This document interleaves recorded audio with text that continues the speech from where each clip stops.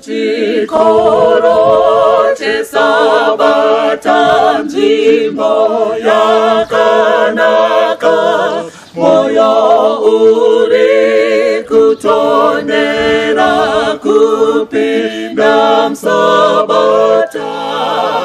Sabata ranaka, sabata ranaka, moyo uri kutonera kupinda msabata. Ano moyo wakatangaza Jesu kuziwa, nekutsvaka nzira yake ndawana sabata. Sabata ranaka, sabata ranaka, moyo uri kutondera kupinda msabata. Ano Jesu wakamira wakandingaidza kuti ndinomusarudza muiri sabata.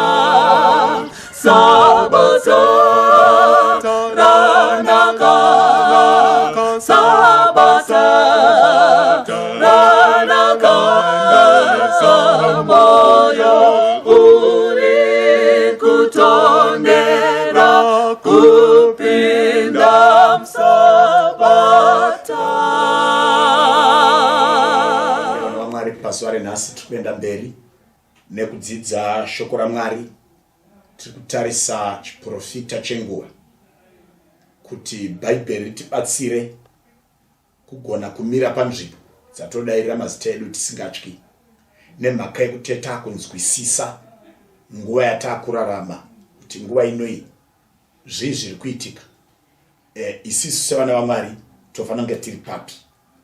Ndinoimba kuti nezuro patakatsanangura kuumbiwa kwemufananidzo wechikara, zvakanzwisisika. Regai nhasi tipinde nekukurumidza panyaya yedu. Toda kutarisa zvekare mupfungwa iyoyo zvakatipoteredza zviri kuitika, zviri kuwira vanhu, kuti zvine ukama hupi nekuumbiwa kwemufananidzo wechikara. Nekuti pakuumbiwa kwemufananidzo wechikara ndo pane kumanikidzwa kwevanhu pasi rino kunamata chikara. Kana zvadaro seri kwazvo Mwari wekudenga omisa ushe. Saka toda kuona kuti izvi zviri kutiwira zviri papi mubasa iri rekuumbiwa. Saka musoro wenyaya wanhasi unoti zvinoumba mufananidzo wechikara. Zvinoumba mufananidzo wechikara. Regai tibatsirane kurangarira kuti chimwe chacho iri the bigger picture, chiri muono wacho takachitaura nezuro, kudzurwa kwenyanga nhatu. Mufananidzo uyu hauyi nyanga idzi dzisina kudzurwa. Tichirangarira kuti kuna Daniel kuti kanyanga kadiki kabate ushe hwako kakatanga kadzura nyanga nhatu. Saka patarewo iko zvino umambo hunotungamirirwa nenyika yeAmerica hunofanira kudzura nyanga nhatu. Kana hwadzura nyanga nhatu, izvozvo zvinozarura nzira yekuti simba rekanyanga kadiki ridzoke. Takatarisa tikati nyanga nhatu dzinofanira kudzugwa. Yekutanga nyanga inofanira kudzugwa inobata zveupfumi hwerino pasi.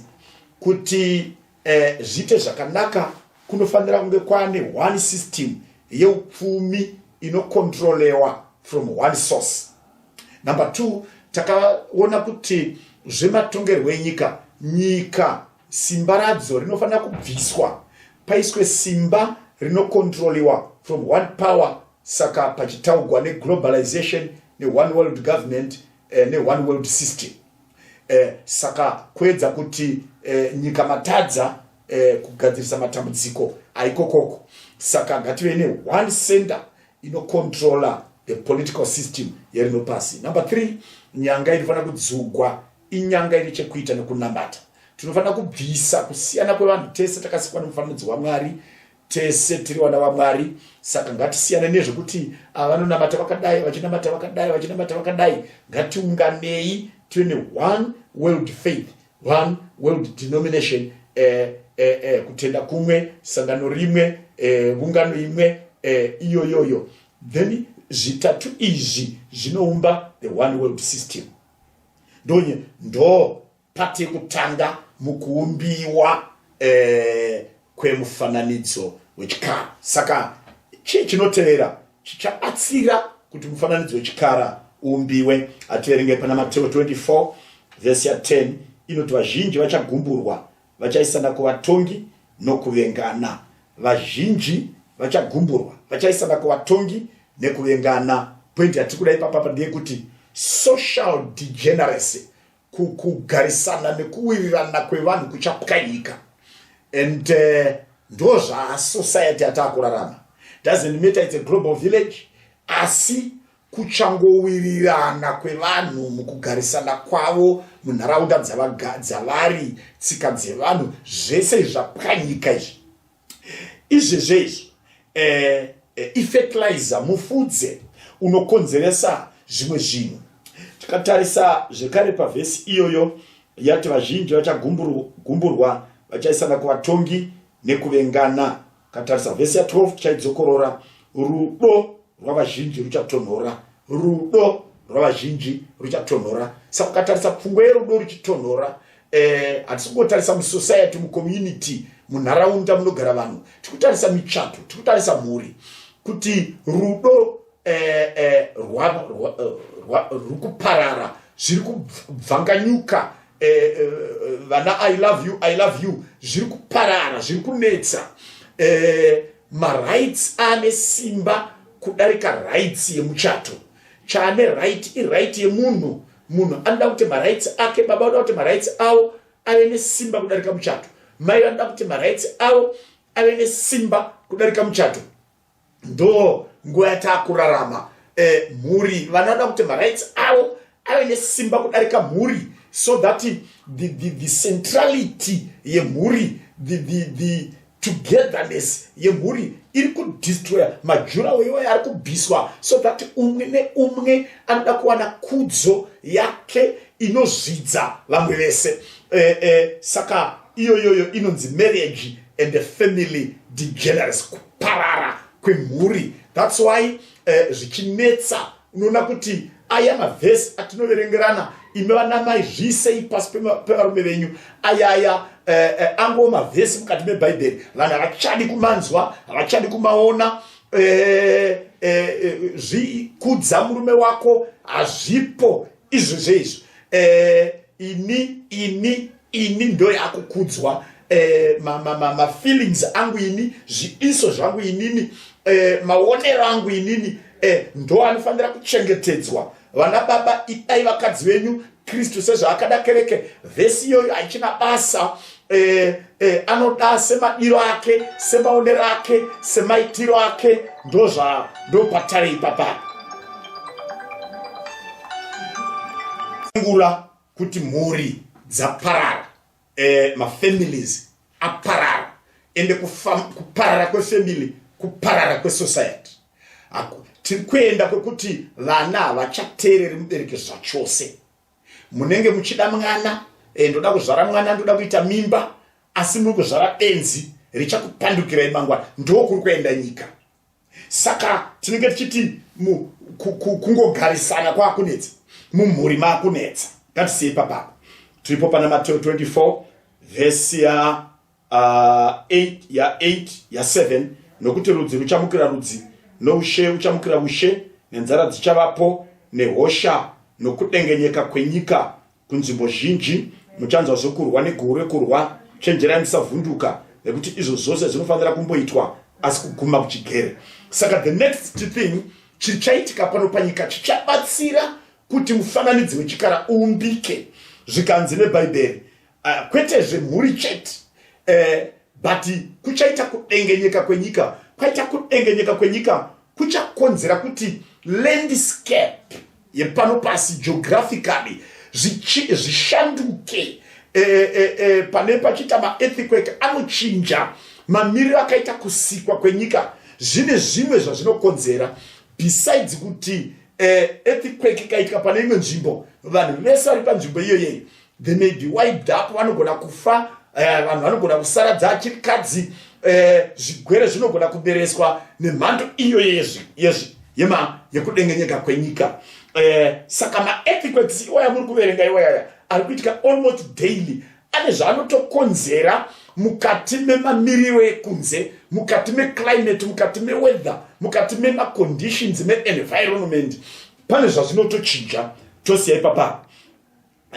Kana tikaverenga pana Luke chapter 21, Luke chapter 21, pane imwe pfungwa zvekare yatinoda, verse ya 25 na 26. Jesu ari kutaura zviratidzo zvichavapo pazuva napamwedzi napanyeredzi napanyika, urombo bwavanhu vachikanganiswa nokutinhira kwegungwa namafungu. Vanhu vachapera nokutya nokutarira zvinowira nyika, nokuti masimba okudenga achadengenyeka. Saka panapa pari kuti panapa mafloods, macyclones achaunza kutya nekuvhunduka, achaunza distress panyika. Not only that, they will also wipe up and change environment, geography, zvese zvichachinja besides kufa kwevanhu. Remember, vanhu vanofa nemafloods vanongoyeredzwa nemvura, and zvirwere zviri kuyeredzwa nemvura zvichamuka sei kwaizvozvezvo. Zvese izvozvo it will cause kuti mamiriro nemagarisino nepisi nechii zvenyika zvichinje. Ngatisiyei papapo. Kana tiri kuverenga Daniel chapter 12, toda kuverenga tinzwe kuti shoko raMwari rinoti kudii. Vhesi ya 10 inoti panapa vazhinji vachazvinatsa nokuzvichenesa nokubviswa tsvina, asi vakaipa vachaita zvakaipa, nokuti hakuna pakati pavakaipa uchanzwisisa, asi vakachenjera ndio vachanzwisisa. Vhesi ya 4, asi iwe Dhanieri vanza mashoko unamire bhuku nechisimbiso, kusvikira kunguva yekupedzisira vazhinji vachamhanya pose pose nezivo ichawanda. Now, iyi part iyi iri kuti zivo ichawanda.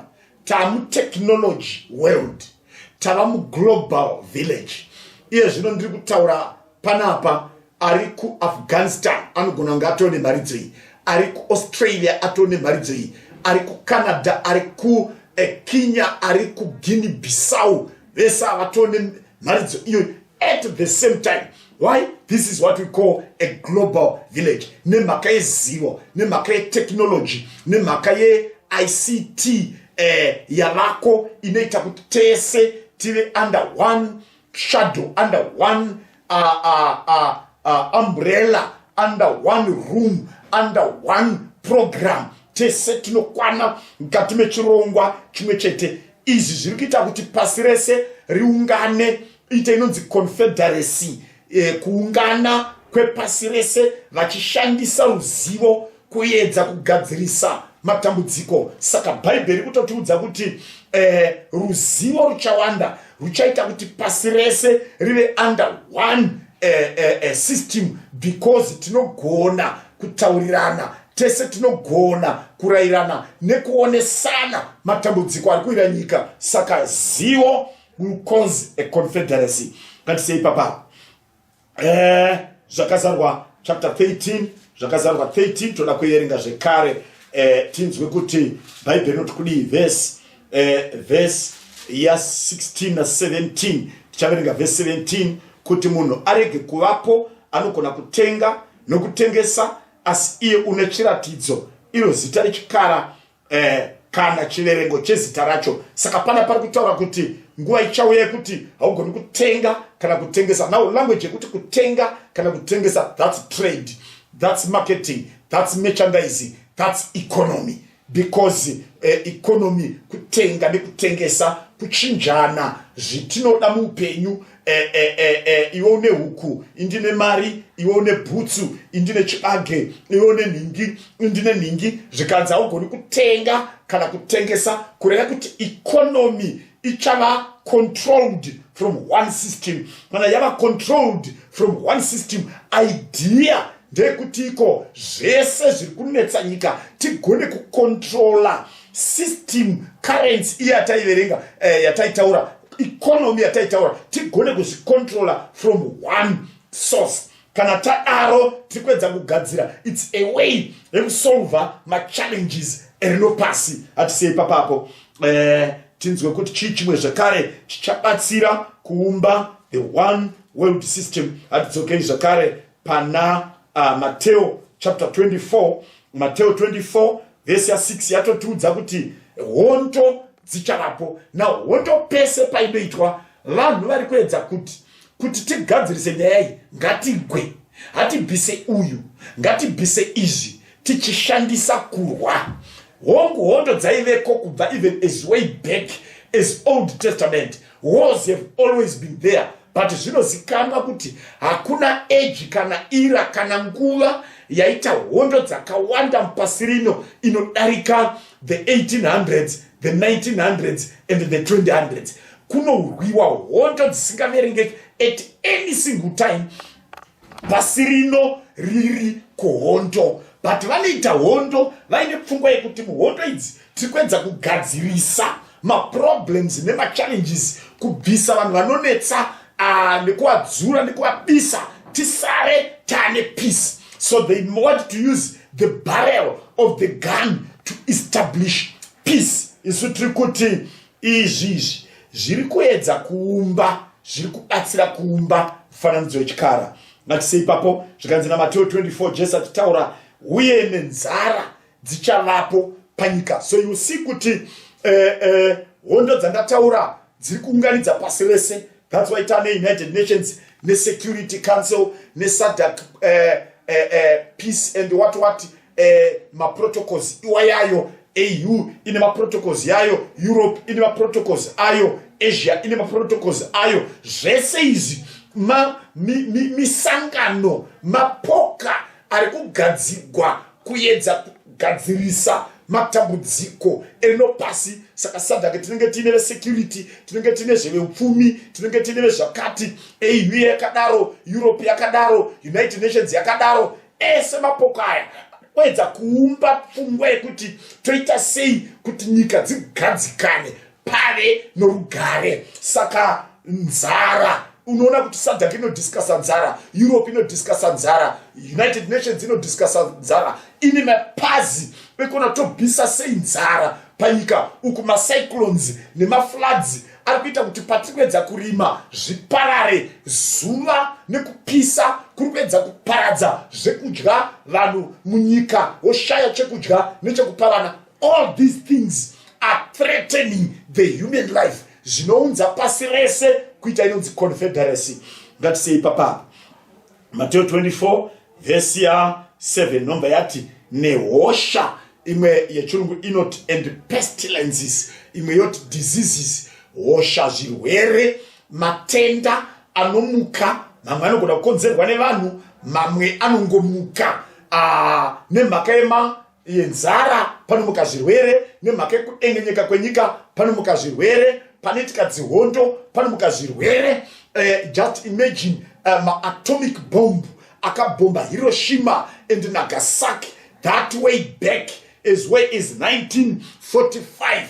Nanhasi kuri kuzvagwa vana zvirema, vamwe vasina rurimi, vamwe vakaita sei, zvirwere zvinokonzereswa nemasystems anouya even nehondo. Saka tiri kuti zvese izvi zvichaungana kuumba nekugadzira nekukonzeresa zvigwere zvinomuka nechange of environment, change of weather, of climate, zvinodzvara matenda akaipa mukati menzvimbo. Not only that, this globalization, the fact that we are now a global village. Nasi ndiri kutaura ndiri panapa, rinogona kutobuda ndaku Dubai, ndoswera ndaku Canada. Saka kufamba kwemarudzi nevanhu tichifamba ini ndinogona kutora zvirwere zvearthritis kuZimbabwe, zvirwere zveanthrax mumbedzo kwedu, ndokrosa into Mozambique, ndonotora tsetse yaikoko ndokrosa into Zambia, ikoko kufamba kwevanhu kuri kuita kuti zvirwere zvemhando idzi nemhando idzi zvakanga zviri confined to certain places and environments zviuye muvillage iyi yatiri kuti global village. Kana zvadaro zvosangana poputika yatingati hybridization of diseases inobva yagadzira other diseases dziri more complicated and complex kuti dzigone kurapika nekuatsirika. That is why taanana COVID diseases have called the whole world to come together in trying to put solutions. That is why even COVID era pasi rese riri kuungana kuti toita sei nechirwere ichochi. Unoona kuti it's affecting the economy, it's affecting religion, it's affecting upenyu hwevanhu, it's causing pains. Education dzevana, marriages are kupazika. All these things are coming. Why? Because of this globalization. And because of that, there is a confederacy, kuungana kwenyika dzese dzapasi vachida kuti iwo vagadzirise challenges erinopasi. Rigandigare ndataura ndichiti zvirwere nenzara nehondo hazvidetermini kutenda kwako, asi zvichavapo, asi zvinokudatsira iwe kuziva kuti zviratidzo izvi zvakuratidza kuguma kwepasi nekuya kwaishe namuponesi wedu Jesu Kristu. Saka COVID, it's not a sign of faith, it's not a test of faith. Haidetermini kuti waamwana waMwari kana kuti hausi mwana waMwari. It's a sign of the times, chiratidzo chenguva chinofanira kukudatsira kutizira kuna Mwari. That's why kurapwa, whether pakawanikwa vaccine kana no vaccine, it's not a test of faith. Ichati vakavaccinatwa vanoenda kudenga kana kuti havaendi kudenga, vasina kuvaccinatwa vanoenda kana izvozvo. It's not a test of faith. Hazvimiri munzira yekutenda kwako, muconscience yekudayira kwako Jesu. Pasina dose kana paine dose, iwe tenda kuna Jesu Kristu. Pasina vaccine or no vaccine, tenda kuna Jesu Kristu. Mira na Kristu. Unowasiri kuzorwara nechigwerechi, kune vachagwara nechigwerechi, kune vakatofa nechigwerechi. Tese mapoka iwa yakadaro. It's not a test of faith. Iwewe tenda kuna Jesu Kristu. Saka zvirwere zvinokonzeresa kuti paite confederacy, because takuda kuita nhimbe mukomberanwa wekuti chinhu chatiwira ichi tochibvisa sei munharaunda yekwedu. Izvozvo zvinoita kuti pasi rese riungane, vanhu vachipanana mazano. As we do these things, zviri kuita kuti kakuungana kaconfederacy karambe kachidaro, tichipiwa dzidziso nerayiro, tichijairira kurayirwa maitiro ezvinhu. Iwewe neni manje tofanira kugona kutitsaura kuti zvine chekuita nekutenda kwangu ndezvizvi, zvisina chekuita nekutenda kwangu ndezvizvi, inini ndinomira pane zvizvi.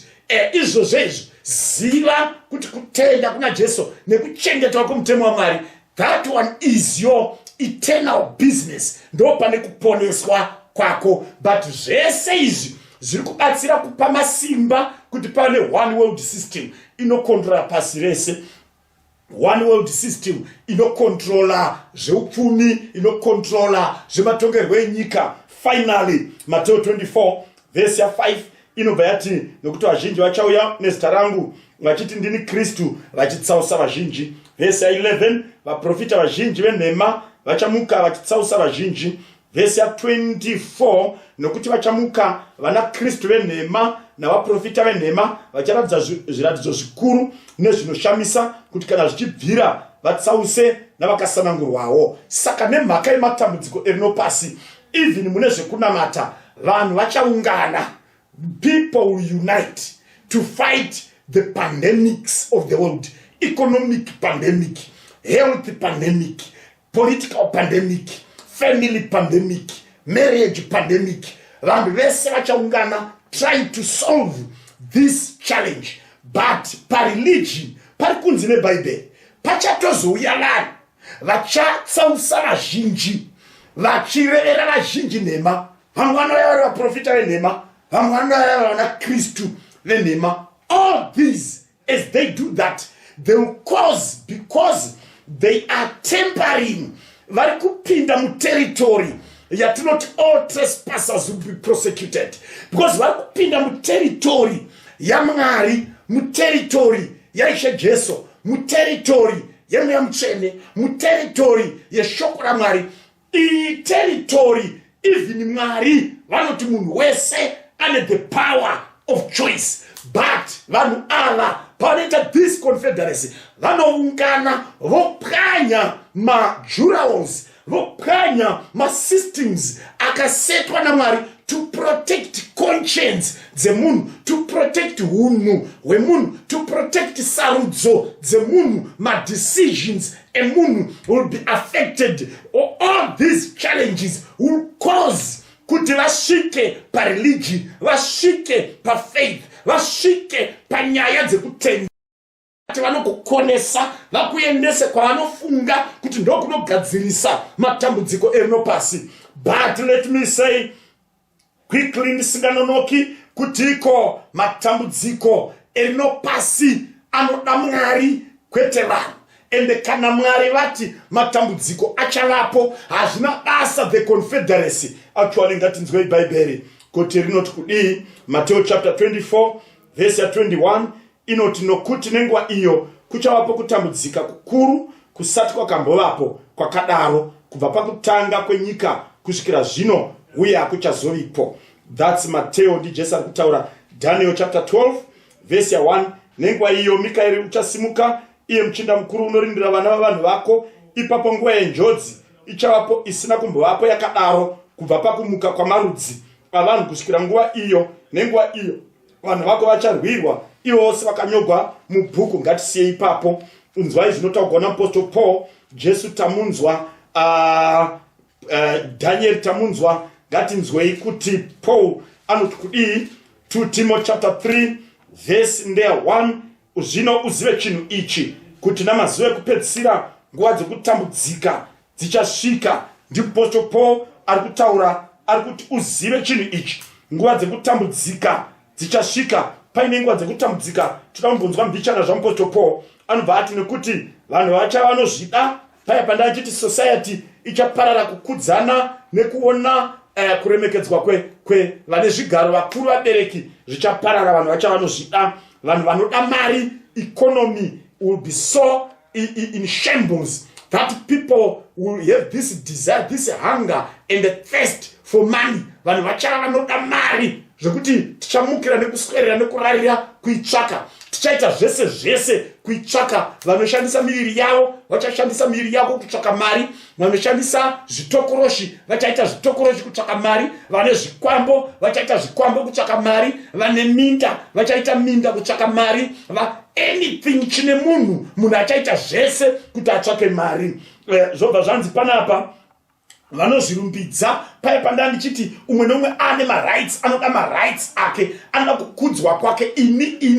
Ini ai achakura kudarika wi. Ndo zvichaitika izvozvo. Vanozvikudza, vanotuka, vanhu vasina hanya, hazvinotopa mani, vasingateereri vabereki, vasingavongi, vanhu vasingatendi, people who never appreciate. Nyange akaitirwa zvinhu nevabereki, they will not appreciate. Akaitirwa zvinhu neshamwari, they will not appreciate. Murume akauya nekamari, nyange dhora chairo, they will not appreciate. Chao kutuka bedzi, mari yamauya nayo haikwani, zviri kunetsa, kutuka nekunetsa. That's why iko zvino pano patiri vana mai anonomira nevana vake, haachadi baba padhuze, haachadi vehama padhuze, haadi kuti vana vake vabatsire vedzidzawo vari kutambudzika. Umwe nemumwe ada kuzvimiririra nguva yatakurarama. Even vana vakaenda kudiaspora vari mudambudziko, because mai havadi kuti baba vashandire vana, vada kuinda vega kunoona vana ikoko, vogara nevana, baba ngavasare, ngavabviswe. Handingatauri zvekuti vatete vagwara, ngatibatsiranei mbuya vatambudzika, ambuya vanetseka. Izvozvo zvese no one cares. Umwe nemwe ari kwake ega.